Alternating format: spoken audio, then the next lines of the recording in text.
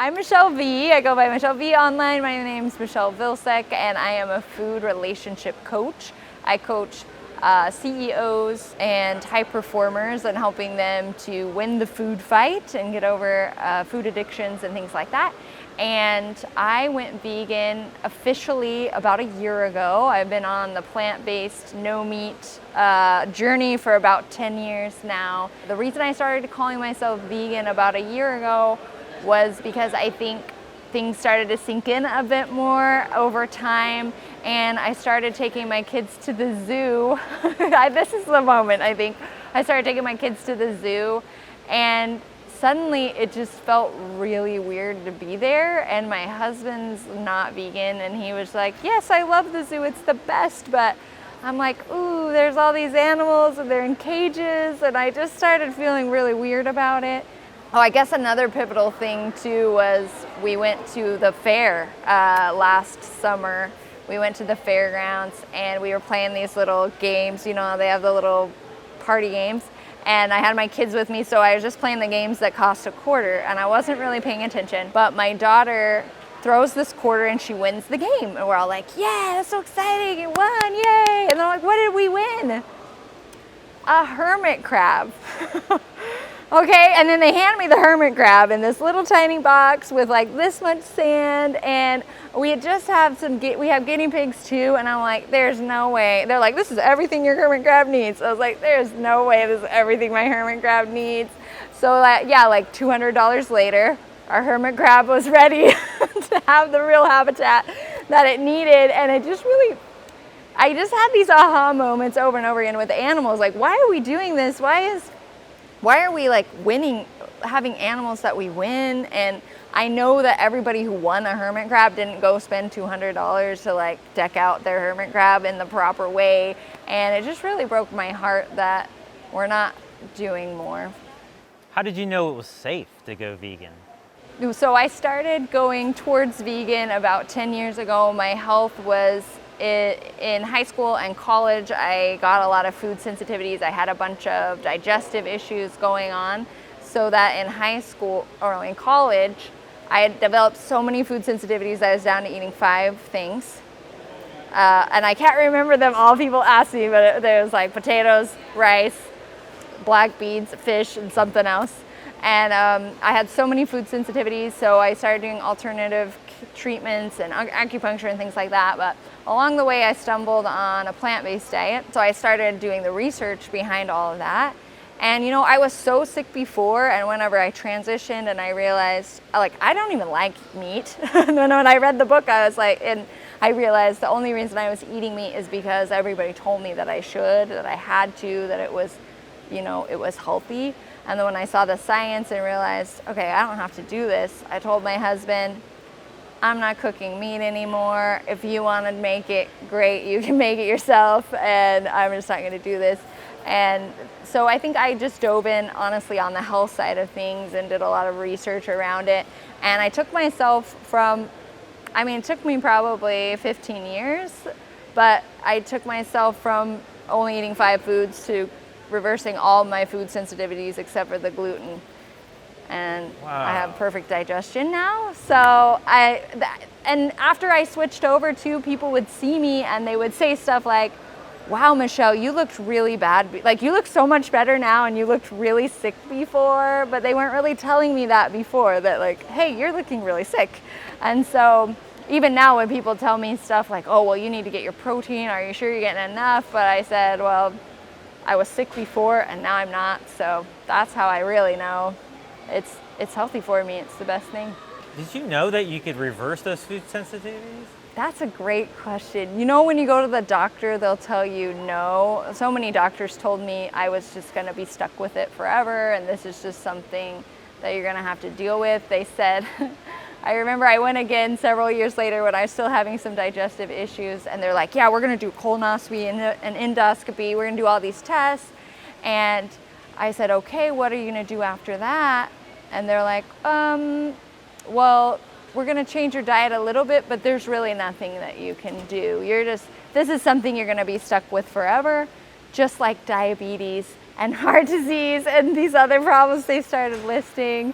So I just said, I can do stuff on my own. I don't need you to help me. I don't know what it was that made me think I can do this. Like, I can reverse this. I think maybe it was some of the books that I was reading and the stories that I heard about other people who had reversed certain things with their health.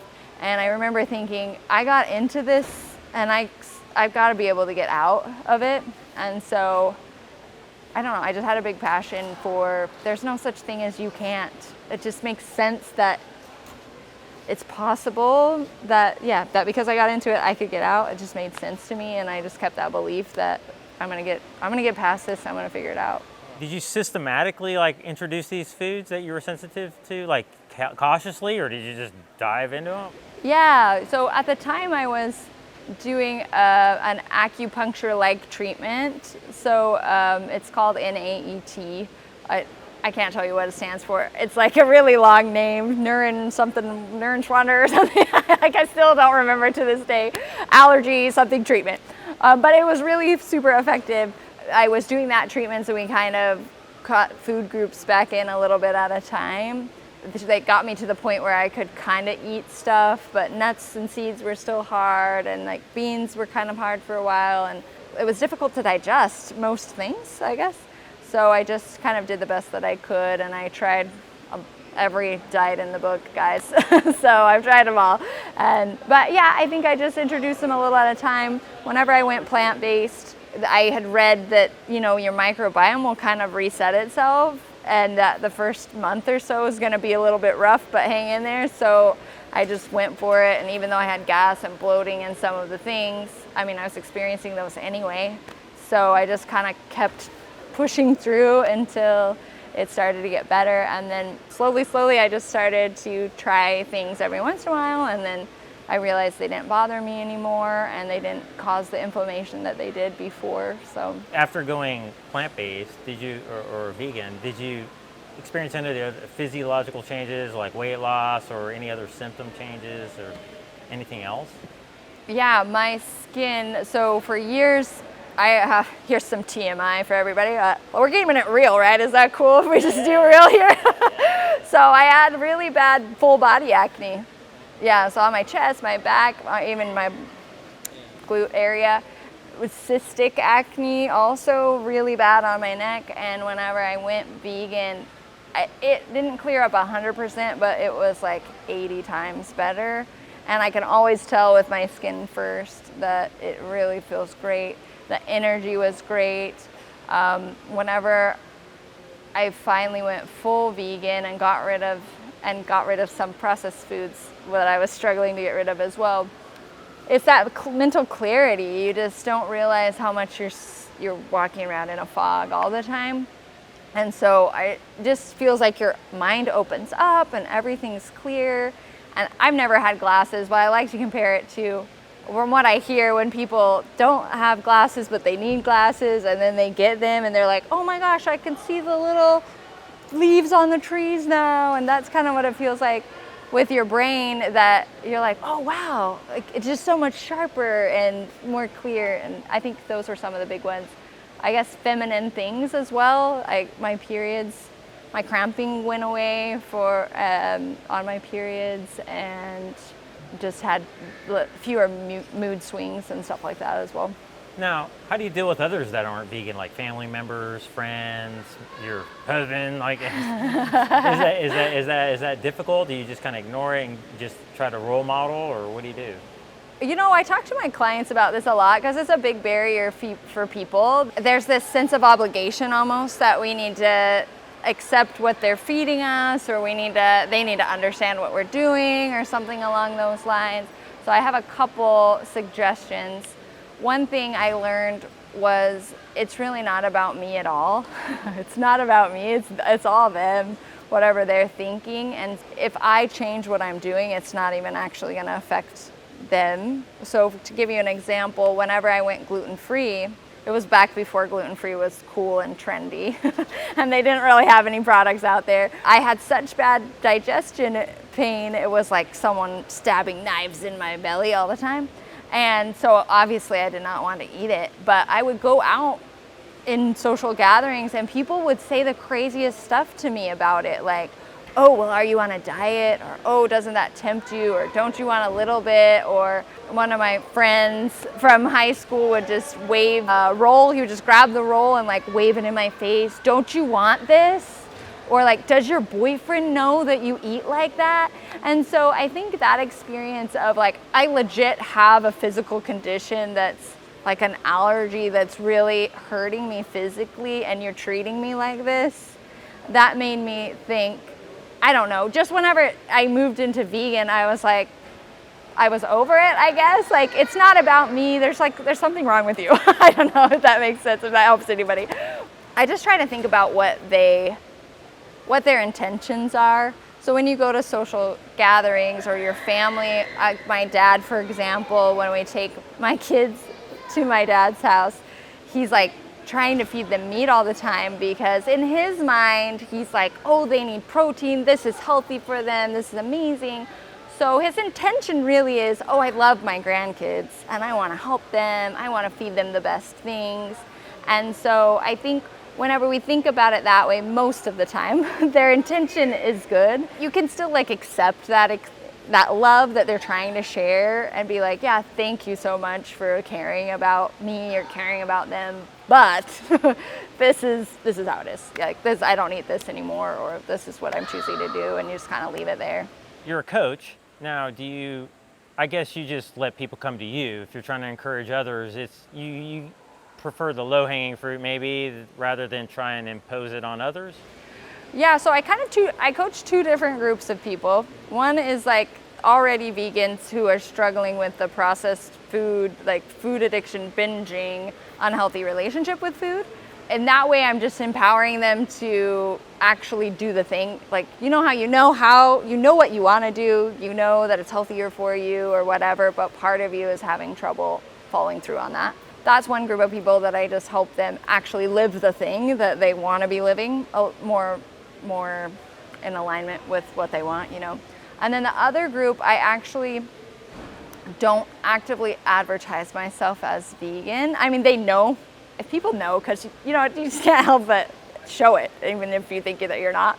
But for a lot of my retreats and my events that I do, I don't specifically talk about veganism. I talk more about the food relationship side and the mindset and things like that. When they come on in, then I step them that direction, because I find that whenever I lead with the veganism, a lot of people will shut down.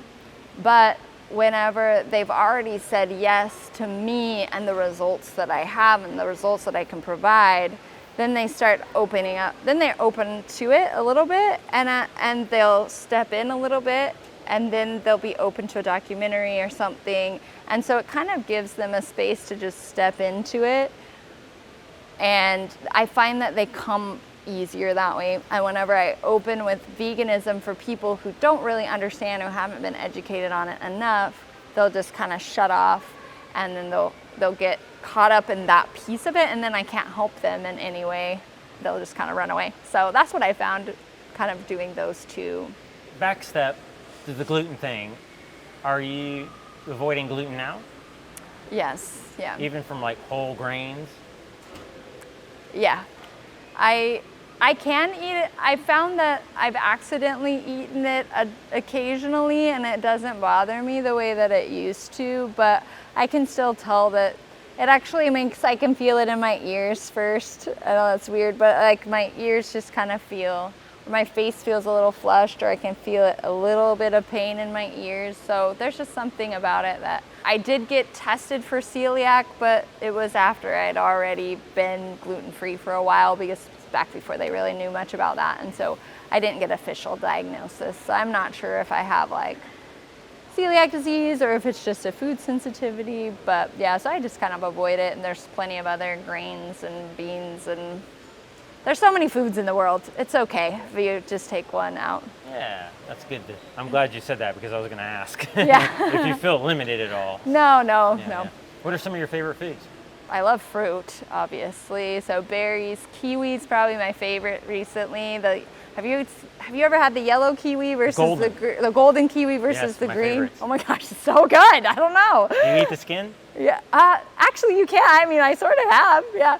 It is so soft. Anyway, so I really love fruit, and I love beans too. I've been finding myself just loving beans. It took me a while. I know whenever I first went vegan and plant-based, I was like trying to recreate everything and spending hours in the kitchen and doing all this gourmet stuff and trying to make, I don't know, vegan brownies and whatever.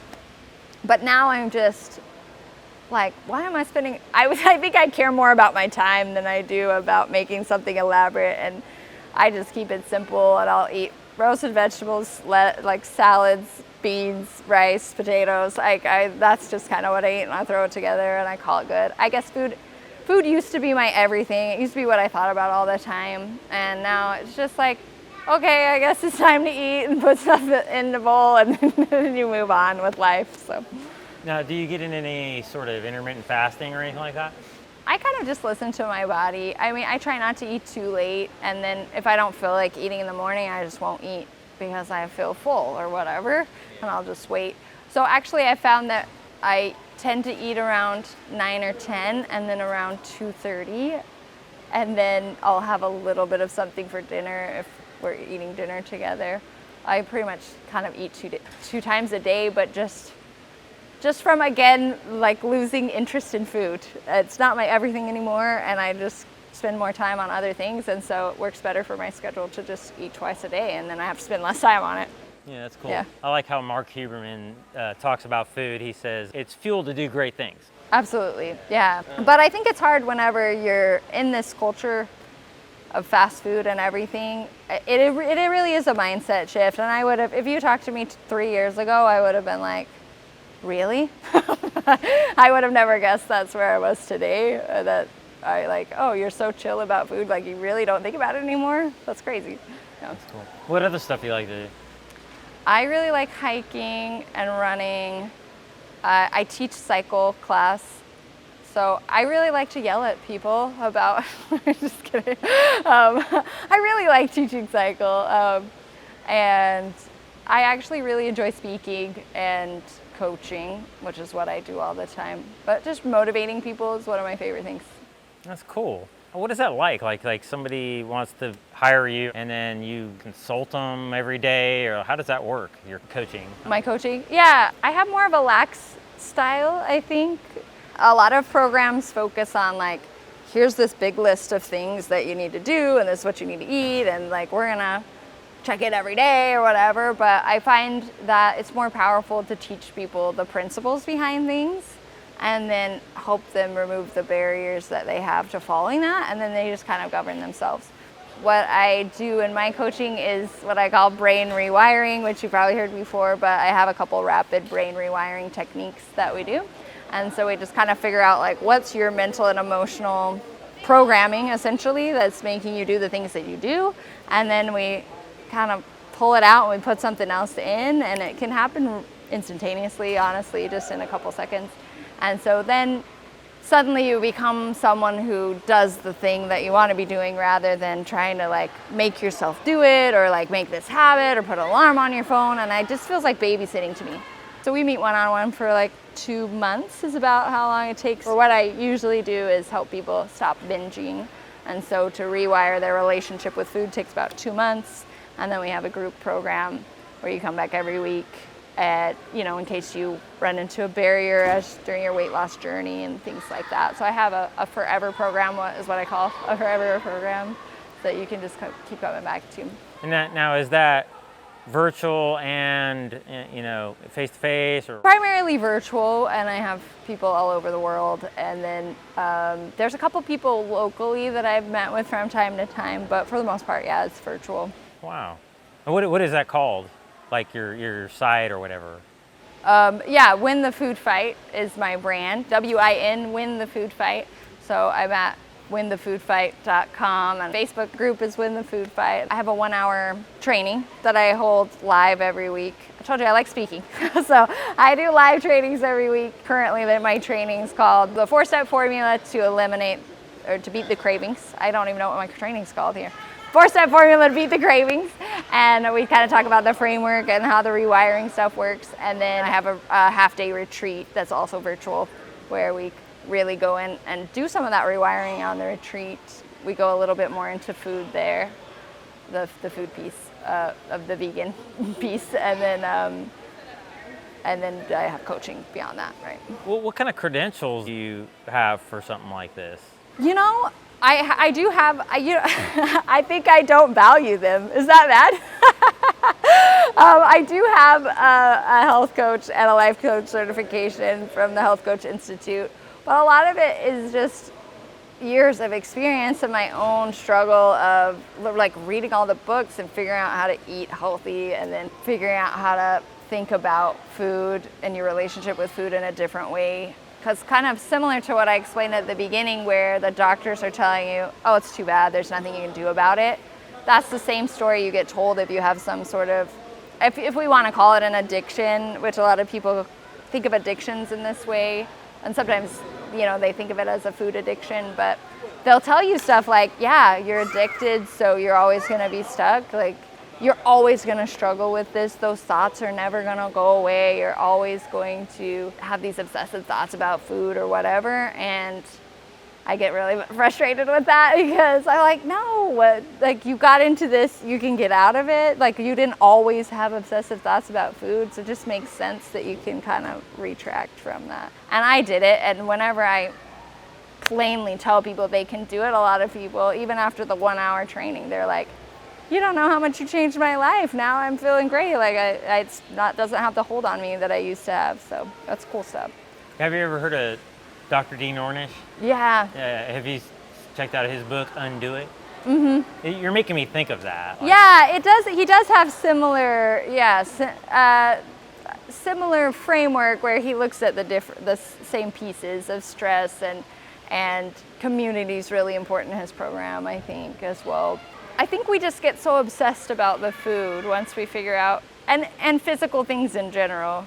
I think we just get caught up in micromanaging everything that we do. It's doing. Like, how much broccoli do I need to eat? Or how many tablespoons of X do I need to have? Or like, should I fast between these hours or these hours or these hours? And I think we just get so caught up in what to do that we forget to really listen to ourselves and what we need, and the inner guidance that we have. The thing about listening to ourselves, sometimes that's tricky, right? Like, because people listen to themselves and think, oh, I need another crack rock.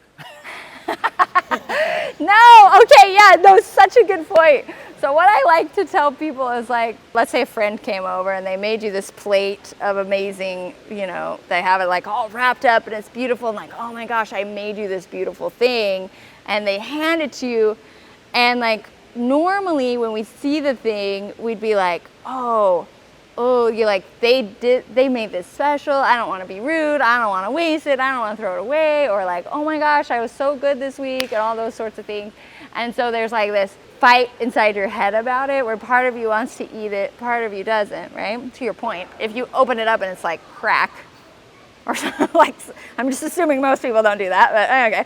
If you're listening. Or like candy, like. Or like, no, I mean like all the way, something like poop. Like my daughter, when she was younger, she like ate some poop whenever she was 2 years old, right? I'm giving you an example here, okay? You know, I'm losing you, but if it was like poop on the tray, you wouldn't be like, oh my gosh, Jeff, like, he made this for me. He spent so much time on this. You know what I mean? Like, and he wrapped it so nice. I can't just throw this away. Yeah, but I was talking about like if you're listening to your body and your body's like, ooh, I want this.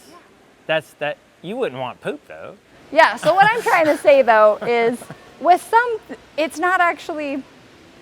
What I'm trying to say is, you can kind of hear that dialogue in your head that, like, for some things, like if it was poop, you'd be like, no, there's no dialogue going on. It's just 100% no, I don't eat that, right? But whenever it's other things, like, oh, it's chips, or it's alcohol for some people, or chocolate for some people, or whatever, then there's this dialogue that's going on, and there's two sides to it, right? So one side of you is like, yeah, we really need 10 pounds of that chocolate right now. And then the other side of you is like, hey, you know how we ate 10 pounds of that chocolate, and now we got 10 pounds right here, and that's actually not what we want.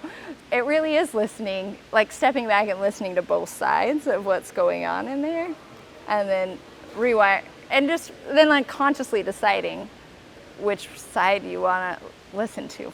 like which one's actually serving me or not. Cool. Yeah, I lost you with the poop example. No, you got me back though. You're like, wait a second, where is this going? You think we'll ever see a vegan world?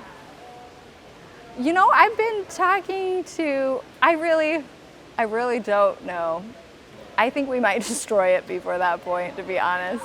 But I've been talking to, because and stuff, Bob Ramanzi in Uganda. And he has created a vegan movement in Uganda. And his mission is to to transform the whole country vegan. But he's having so much success there. Like 10% of the country has already gone vegan or something crazy. I'm quoting the wrong numbers, but he's only been doing it a couple years, and they've been using these women's groups that were already organized. In their culture, it's a very poor culture, so they're used to working really hard. They have the land, they have good land. They're also brainwashed to think like, oh, meat is amazing, it's this treat. And so there's groups of women in each of the villages already that pool their money every single month. They save a little bit so that at the end of the year, around I think it's Christmas that they celebrate there, but one big celebration at the end of the year. I'm not even doing a good job here. Anyways, they have a big celebration at the end of the year, and they always buy a cow. So they pool their money all year long to buy this cow that they can then split up and eat for the big celebration. What he does is he uses those groups and he educates them about the health and about animal rights, and he converts those groups into veganism. So they already have this structure of working together and pooling their, as a community. And so then he just takes that group and he teaches them how to grow vegetables and how to be sustainable in growing those vegetables. So he's using these women's groups in each of the villages to basically turn the village vegan. And it's growing quite rapidly, and even the government is actually quite supportive. He has government backing, he goes into the schools, the media is allowing him to go out and publish everything. If we can think of better ways like that to use the cultural structures that are in place already to actually then shift it and fuel our movement, I was just very impressed by how he thought about that. I really like how you mentioned community. Are you doing anything to trying to foster more community like locally, or are you trying to learn from that and bring that model here? The Uganda model? Yeah. Or just in general. Yeah, because I think you mentioned it earlier also. When you're coaching people, it's important to, I guess also for you, to maybe help people connect with others that are good for them. Is that a part of what you do, like help people find maybe like-minded people or build community? Is there any of that? Yeah, I actually did start what I call virtual garden parties, but so twice a month, I have a Facebook group. Twice a month we come virtually, I know it's still virtual, but on Zoom, and we just kind of have a conversation. So I have vegan and plant-based, some vegetarians in there. Yeah, and we just come together, and I have a list of questions, and we just kind of chat about various topics. And so I do have that aspect, and then in my coaching program as well, just pulling in the group aspect, and we do chats and stuff. But you're right, because you know how sometimes you do stuff and then you're like, why are people coming back? I don't know. There's still like these doubts in my mind of like, why are you here? But people do come back, and whenever I tell them about this virtual party where like I'm not selling you anything, we're not doing like a webinar, we're just like chilling and we're talking to each other, a lot of people keep coming back because they say that, yeah, I feel so isolated. I'm the only vegan in my family. I'm the only vegan in this community, or it's so hard to find people who understand how I eat and what I do. And so, and we all have different strengths too. So it's kind of fun to see, like the health coaches will come, or we have like a psychologist who comes, and a bodybuilder, a travel agent, like all kinds of people. But then we get to talk about, like how do we do vegan travel, or have you ever thought about this? Or I naively asked about zoos because again, I'm was still oblivious until recent.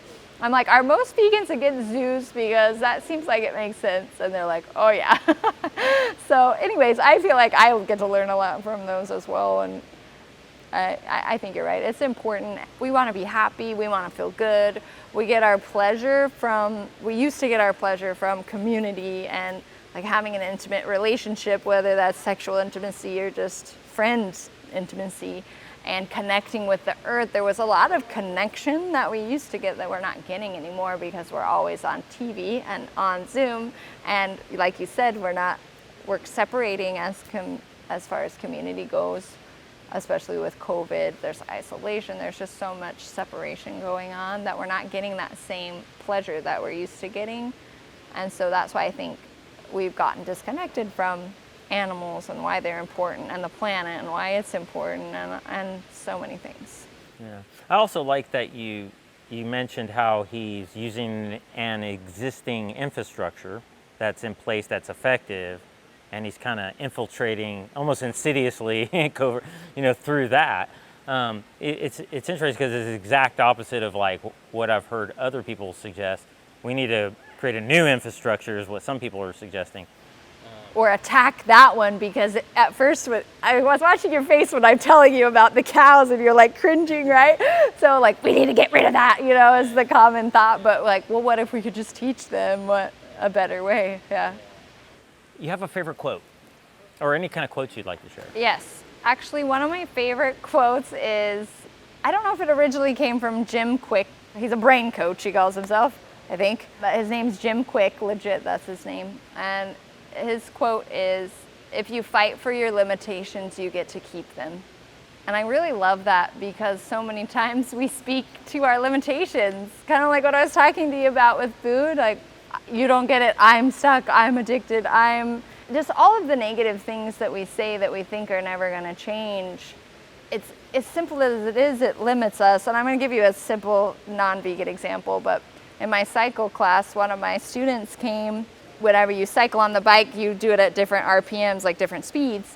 It's pretty easy for most people to get to 90 RPMs. It's not super fast, but it is faster, but she's shorter. And so at the end of class, she kept telling me, no, you don't get it. I can't go that fast. Like, I'm just too short. I'm just this, I'm just that. You don't get it. I just can't do this.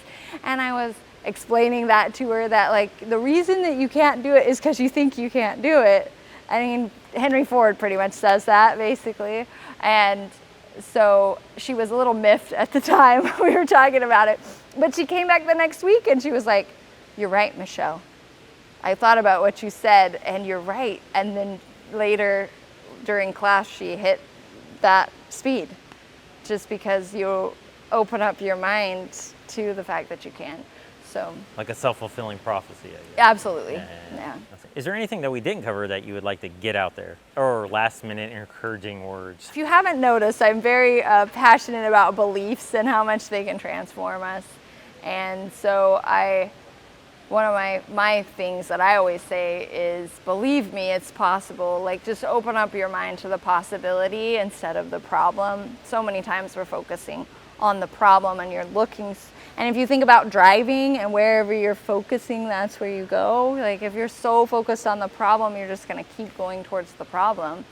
And whenever you focus on the possibility, then things start to open up for you. So if anybody tells you you can't, or it's never going to happen, or whatever, even the things we've been talking about, like a vegan world, it seems like it is possible, like just by virtue of the world as it is. I don't know, the facts are there's opposition, or there's opposites in everything. So if it's possible for it not to be that way, it's possible for it to be that way. And who knows, maybe we'll destroy the world enough that everybody will wake up, or maybe they'll all die. Maybe they'll all die because they're just like not listening, or I don't know what. We'll never know what might happen, but it does seem possible. And just keep your mind open to that possibility and keep moving forward until you get there.